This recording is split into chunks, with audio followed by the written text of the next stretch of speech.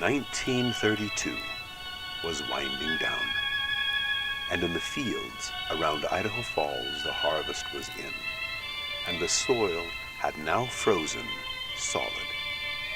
Downtown, the old Colonial Theater on A Street had become the Paramount Movie House, and even though almost all films now were talkies, City Lights, one of Charlie Chaplin's very last silent films, was playing. In August, the 10th Olympiad had come and gone in Los Angeles. In September, the Cubs and the Yankees won their league pennants and were heading to the World Series.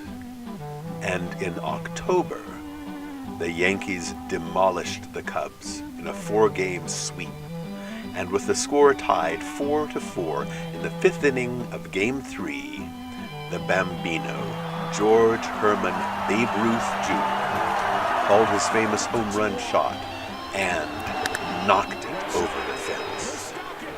In November, on the Tuesday next after the first Monday as stipulated by law, the President of the United States, Herbert Hoover, lost the election.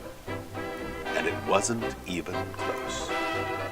These were the early years of the Great Depression, and the crisis slammed Idaho with as much force as Babe Ruth brought to bear on Charlie Rich's pitch.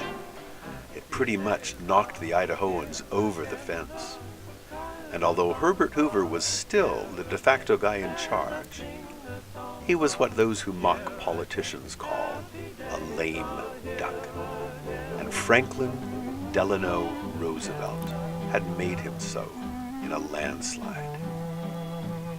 And these things mattered. Politics and sports and things of that sort matter, even in Idaho.